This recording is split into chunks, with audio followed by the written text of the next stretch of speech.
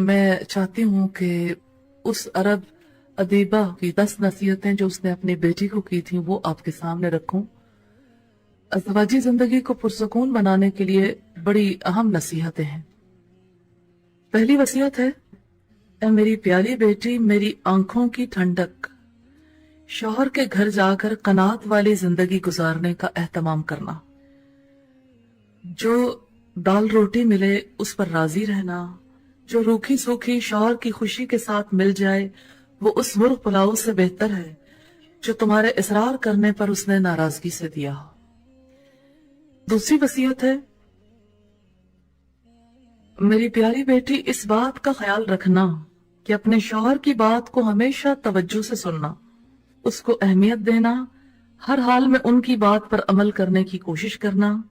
इस तरह तुम उनके दिल में जगह बना लोगी, क्योंकि असल आदमी नहीं आदमी का काम प्यारा होता है। इसी तरह से तीसरी वसीयत है, ऐ मेरी प्यारी बेटी, अपनी जीनतो जमाल का ऐसा ख्याल रखना कि जब वो तुझे निगाह भरकर देखे तो अपने इंतखाब पर खुश हो।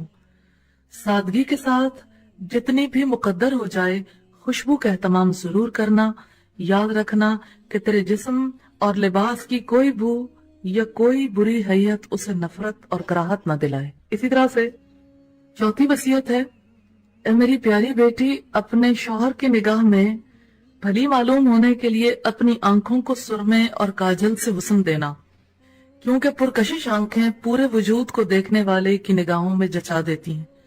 गुस्ल और वजू का एहतमाम करना ये सबसे अच्छी खुशबू है और नजाफत का बेहतरीन जरिया है। इसी तरह पांचवी वसीयत उसने की कि ऐ मेरी प्यारी बेटी, उनका खाना वक्त से पहले ही एहतमाम से तैयार रखना, क्योंकि देर तक बर्दाश्त की जाने वाली भूख भड़कते हुए शोले की मानंद हो जाती है। और उनके आराम करने और नींद पूरी करने के औकात में सुकून का माहौल बनाना, क्योंकि नींद अधूरी रह जाए तो तबीयत में गुस्सा और चिड़चिड़ापन पैदा हो जाता है। छठी वसीयत है, ऐ मेरी प्यारी बेटी, उनके घर और उनके माल की निगरानी, उनकी बगैर इजाजत कोई घर में ना आए। उनका माल लग़वियात, नुमाइश और फैशन में बर्बाद न करना, क्योंकि माल की बेहतर निगहदाश्त हुस्न इंतजाम से होती है और अहलो अयाल की बेहतर हिफाजत हुस्न तदबीर से। इसी तरह से सातवीं वसीयत उसने की, मेरी प्यारी बेटी, उनकी राजदार रहना, उनकी नाफरमानी न करना, क्योंकि उन जैसे बारोब शख्स की नाफरमानी जलती पर तेल का काम करेगी और अगर तुम उसका राज औरों से छुपा कर न रख सकी तो उसका एतमाद तुम पर से हट जाएगा। तुम भी इस दो रुखेपन से महफूज नहीं रह सकोगी। आठवीं वसीयत है, मेरी प्यारी बेटी, जब वो किसी बात पर गमगीन हो तो अपनी किसी खुशी का इजहार उनके सामने न करना, यानी उनके गम में बराबर की शरीक रहना। शौहर की किसी खुशी के वक्त अपने छुपे हुए गम के असरात चेहरे पर न लाना और न शौहर से उनके किसी रवैये की शिकायत करना।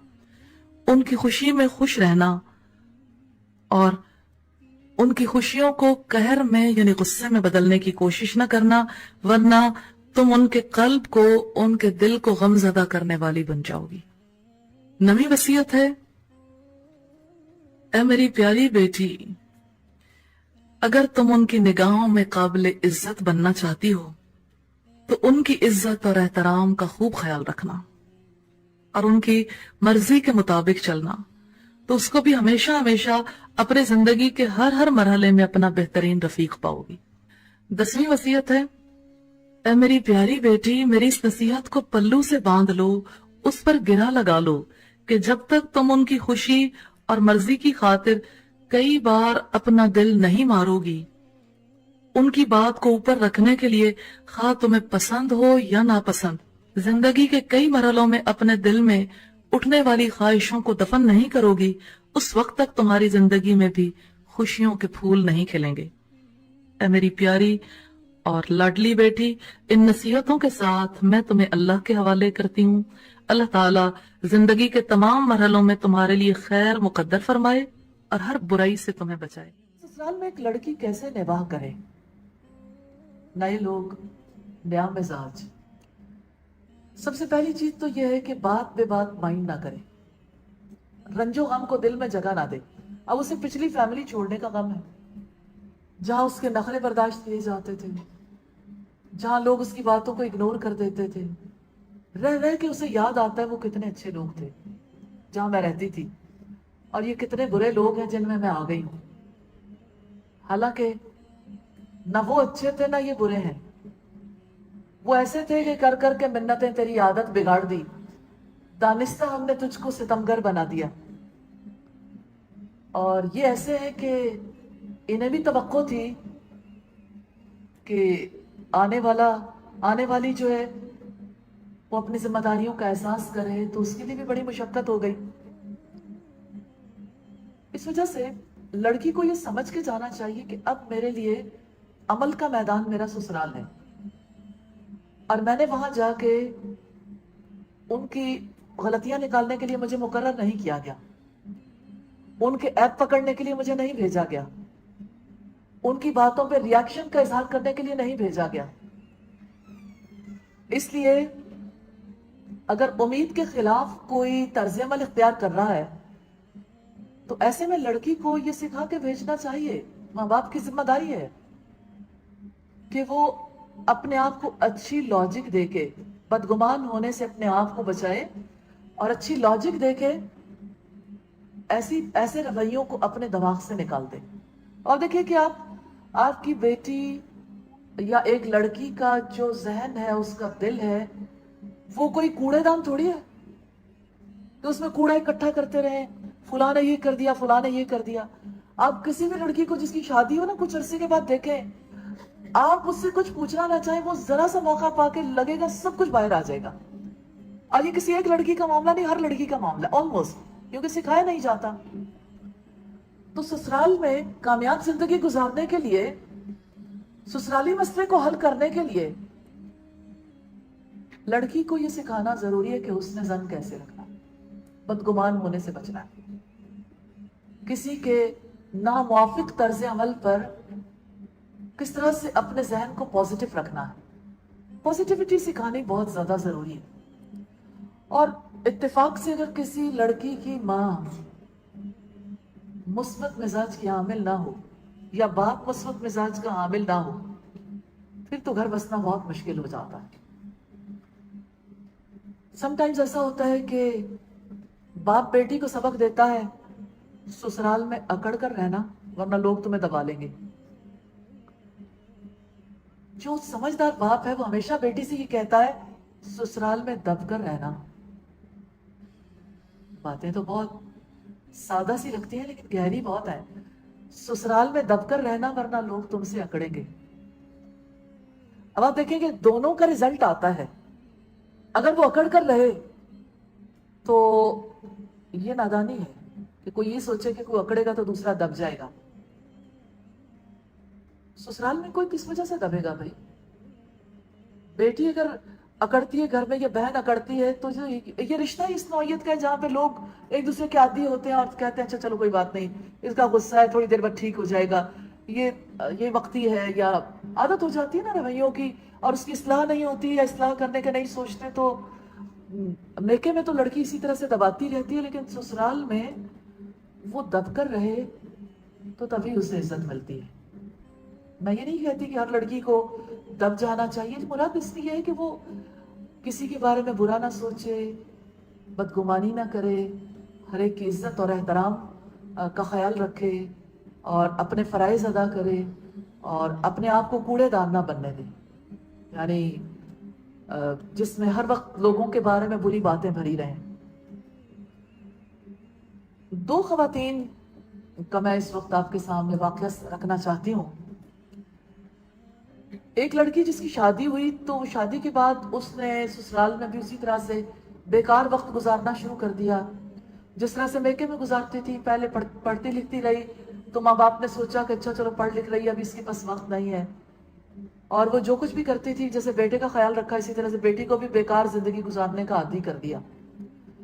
جب شادی ہوئی تو اس سے تو یہ بہت زیادہ ضروری محسوس ہوا کہ وہاں پر بھی اسی طرح سے وقت گزارا جائے، لیکن سب لوگ اس کے بارے میں بہت کانشیس ہو گئے، تو اس نے اپنے گھر والوں کو واپس آ کے بتایا کہ میرے لیے وہاں رہنا ممکن نہیں ہے، وہ میرے بارے میں یوں سوچتے ہیں، مجھے یہ کہتے ہیں، یہ اور یہ۔ تو گھر والوں نے بھی ون سائیڈڈ سٹوری سن کے ससुराल वालों से पूछना भी गवारा नहीं किया कि बात क्या थी। लड़की घर रही। आपस के मामलात में जब सुलह की नौबत आई तो उन्होंने, पेरेंट्स ने आगे बढ़ के सुलह करने से इनकार कर दिया। फिर काफी अरसे तक लड़की जो है वो इसी तरह से वालिदैन के घर रही। जब उसकी भाभियां आई, जब घर में हालात बदले, तो फिर उसे फील हुआ कि मैंने गलती की, दुख में मुब्तला हुई और एक बहुत बड़ी बीमारी के बाद उसका इंतकाल हो गया। यानी तवील मुद्दत उसने घर में गुजारी और इस तरह से गल सड़ के उसने जिंदगी अपने माँ बाप के घर ही गुजार दी। क्या चाहती थी? बेकार रहना। भला बेकार रहने के लिए इतनी बड़ी कुर्बानी देनी चाहिए? बेकारी से बीमारी तक, भला जिंदगी का यही हासिल है? एक और लड़की थी जिसकी शादी हुई। शादी के बाद उसने बेकार रहने की बजाय दूसरों की मदद करना और अपने आप को दूसरों की खिदमत के लिए पेश करना शुरू कर दिया। उसके पास भी वही वक्त था। उसने बेकार गुजारने की बजाय उसको कारआमद बनाना शुरू कर दिया कि जब लोगों के दरमियान रहना है तो रहने के लिए अपने कुछ फराइज हैं जो अदा करने हैं। तो जब उसने अपने फराइज अदा करने शुरू किए तो शुरू में उस लड़की को कोई मकाम नहीं मिला। उसकी शक्ल भी वाजबी सी थी और लोग उसकी शक्ल की वजह से उससे अच्छा सलूक नहीं करते थे। लेकिन जब कुछ अरसा गुजर गया तो कई सालों के बाद उसको, यानी उसकी खिदमत की वजह से फैमिली ने बहुत, यानी उसे मकाम देना शुरू किया। बिल आखिर वही लड़की अपने घर की मालिका बन गई और सब खानदान वाले उससे मोहब्बत करने लगे। उसकी इज्जत भी बढ़ गई और यूं, यानी कि जिस खानदान में उसके लिए बिल्कुल कोई गुंजाइश नहीं थी, वही खानदान उसको सबसे ज्यादा फौकियत देने लगा। वक्त लगता है दिल जीतने के लिए। तो आप देखिए कि वक्त तो उसके पास भी था जिसने बेकार गुजारना चाहा, और वक्त उसके पास भी था जिसने अपने वक्त को कारआमद बना लिया। तो ये जिंदगी का वक्त जो है मोबाइल पे खेलने के लिए नहीं है। मुझे लगता है पहले तो और बात थी, लेकिन आज के दौर में ससुराल जाते हुए मोबाइल लड़कियों से ले लेने चाहिए। यानी मोबाइल का जो नाजायज इस्तेमाल है वो बहुत ज्यादा नुकसान देता है। और मैं ये देखती हूँ कि इस कदर यानी भड़क लगी हुई होती है ना सबके कि अच्छा 1 घंटा हो गया मोबाइल नहीं देखा, या 2 घंटे हो गए मोबाइल नहीं देखा, या इसी तरह से तो यानी नमाज पढ़ के अभी जिक्र नहीं किया तो मोबाइल पहले उठा लिया कि क्या पता कुछ हो गया हो, तो इतने में जो कुछ हो चुका वो सबकी खबर ले लें। तो इस तरह से उस मोबाइल की वजह से उनकी मसरूफियत ऐसी बन जाती है जो असल में मसरूफियत नहीं है, असल में वो बेकारी है। यानी अगर कोई लड़की सारा वक्त माजरत के साथ, मैं बहुत माजरत चाहती हूँ, मैं ये नहीं कहती कि हर चीज गलत ही होती है, लेकिन बहरहाल अगर कोई लड़की अपने माँ बाप के घर पे तालीम हासिल करने के दौरान भी, तालीम हासिल करने के बाद भी उधर स्नैपचैट पे, उधर यूट्यूब पे, उधर फलां चीज, उधर फलां चीज, यानी हर एक की अपनी अपनी पसंद है ना, तो सोशल मीडिया पे बहुत ज्यादा सरगर्म अमल है। इसको वो कारआमद जिंदगी अगर समझती है तो हर एक कारआमद एक्टिविटीज में तो शमूलियत इख्तियार नहीं कर रहा होता। मुझे तो ऐसा लगता है बहुत सारे ग्रुप्स हैं जो बहुत अच्छे कॉजेस के लिए बनाए जाते हैं, लेकिन वो ग्रुप्स भी बाज़ औक़ात इंसान के वक्त का ज़िया का सबब बन जाते हैं। जब इंसान उसमें कोई पॉजिटिव रोल नहीं प्ले कर रहा होता, उससे कुछ लर्न नहीं कर रहा होता, क्योंकि हर चीज को देखने के लिए भी आपके पास अगर 100 मैसेजेस आए, 1000 मैसेजेस आए, आपको वक्त तो चाहिए ना। सोशल मीडिया की वजह से बहरहाल जहाँ फायदा है वहाँ नुकसान भी बहुत ज्यादा है।